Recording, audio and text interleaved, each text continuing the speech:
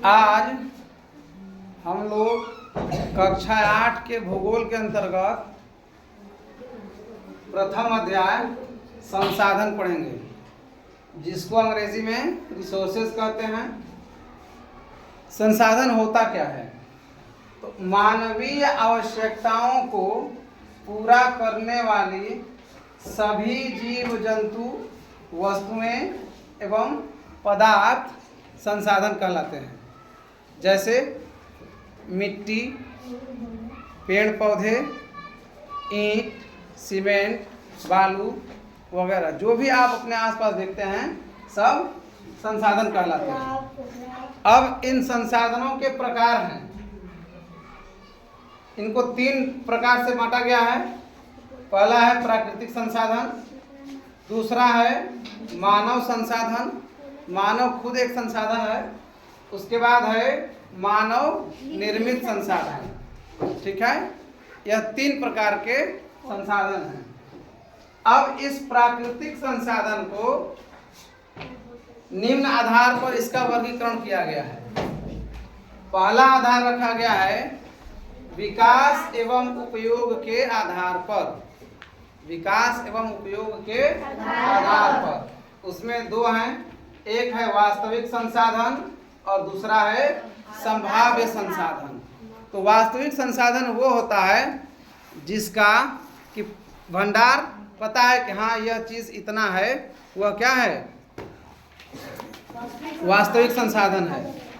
जैसे झारखंड का अभ्रक, ऑस्ट्रेलिया का सोना या मध्य प्रदेश का मैंगनीज एवं राजस्थान का तांबा सब संभाव्य संसाधन के अंतर्गत आते हैं। यह दूसरा संभाव्य संसाधन, इसके नाम से ही स्पष्ट है संभाव्य संसाधन, यानी कि इसके मिलने की संभावना है। यानी हम लोग आशा लगाए रखे हैं कि इसके मिलने की संभावना है, इनकी भविष्य में मिलने की संभावना है। ठीक है, इसमें मुख्य रूप से केरल का थोरियम और लद्दाख का क्या? जी नहीं, यूरेनियम। ठीक है, लद्दाख का यूरेनियम। अब उसके बाद क्या है? उत्पत्ति के आधार पर। उत्पत्ति के आधार पर 2 प्रकार के संसाधन हैं। पहला है जैव संसाधन और दूसरा है अजैव संसाधन। कौन संसाधन? अजैव संसाधन। जिसमें जीव पाए जाते हैं वह क्या कहलाएंगे? जैव संसाधन। जैसे पेड़ पौधे, वन, जीव जंतु, ये सब क्या हैं? जैव संसाधन हैं। अब उसके बाद है अजैव संसाधन। अ का अर्थ होता है नहीं और जैव का अर्थ होता है जीव, यानी कि जिसमें जीव नहीं होते हैं वह क्या कहलाते हैं?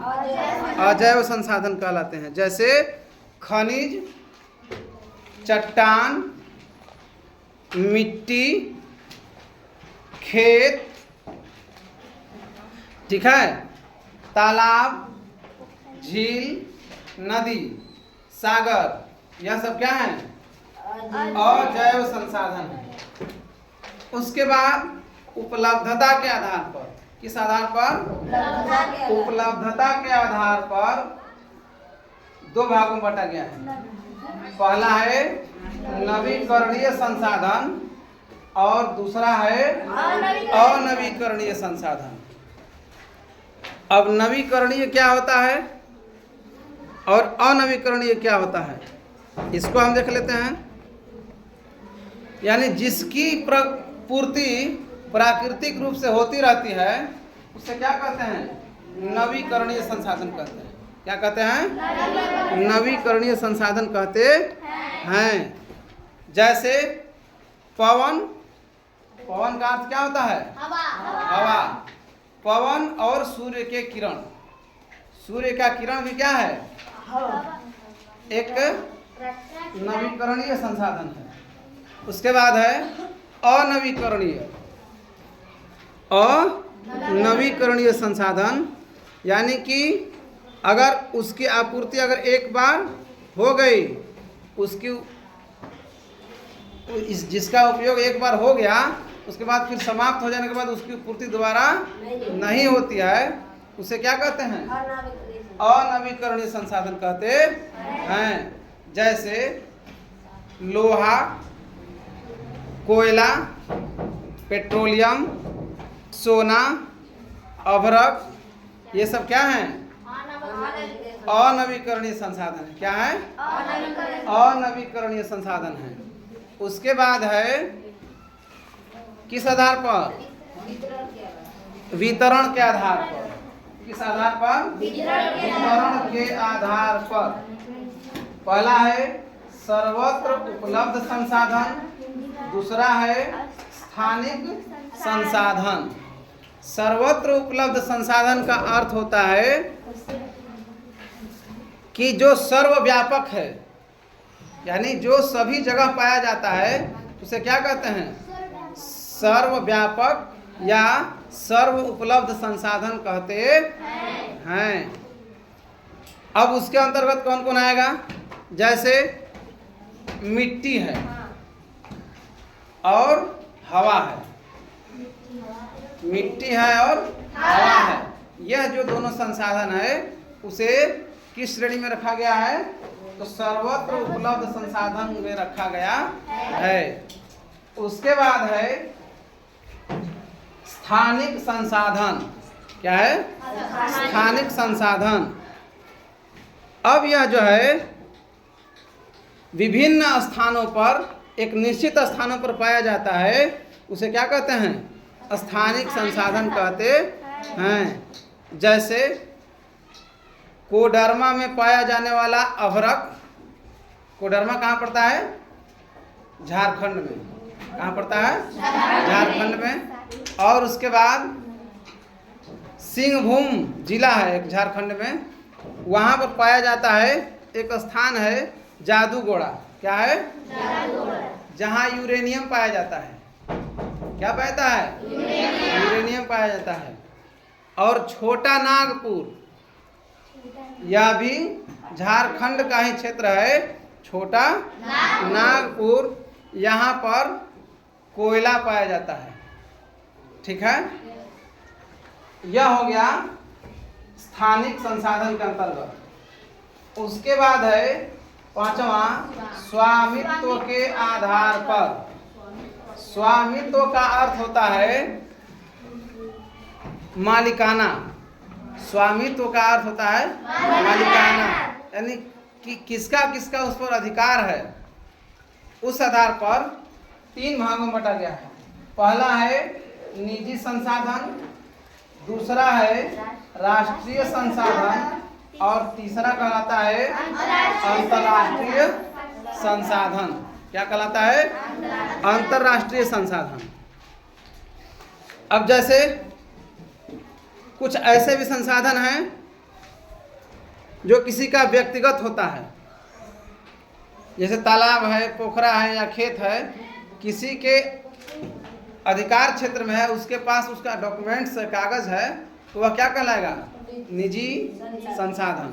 तालाब है लेकिन अगर वह किसी का निजी है, व्यक्तिगत है, तो वह कहलाएगा निजी संसाधन। ठीक है। उसके बाद है राष्ट्रीय संसाधन। क्या है? राष्ट्रीय संसाधन। राष्ट्रीय संसाधन, उसका एक शर्त रखा गया है कि 19.2 किलोमीटर। कितना? 19.2 किलोमीटर क्षेत्र के अंदर पाया जाने वाला जो संसाधन होगा, समुद्र सीमा जो लगती है जहाँ से, वहाँ से 19.2 किलोमीटर के अंदर जो क्षेत्र होगा वह राष्ट्रीय संसाधन, को वहाँ का जो भी संसाधन होगा वह कहलाएगा राष्ट्रीय संसाधन। और 19.2 किलोमीटर से लेकर के बल्कि 200 किलोमीटर तक, कहाँ तक? 200 किलोमीटर तक के संसाधन को कहा जाता है।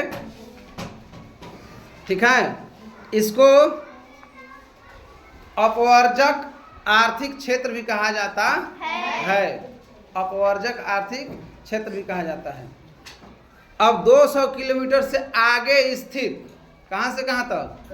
200 किलोमीटर से आगे स्थित जो क्षेत्र होता है, महासागरीय क्षेत्र जो खुला होता है, उसे कहा जाता है अंतर्राष्ट्रीय संसाधन। क्या कहा जाता है?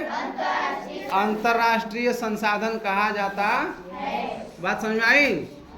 इस प्रकार से इन प्राकृतिक संसाधन को 5 उपवर्गों में बांटा गया है, जो कि आप लोगों ने अभी अभी इस अध्याय को पढ़ा, उसमें ये सारी चीज़ें दी हुई हैं।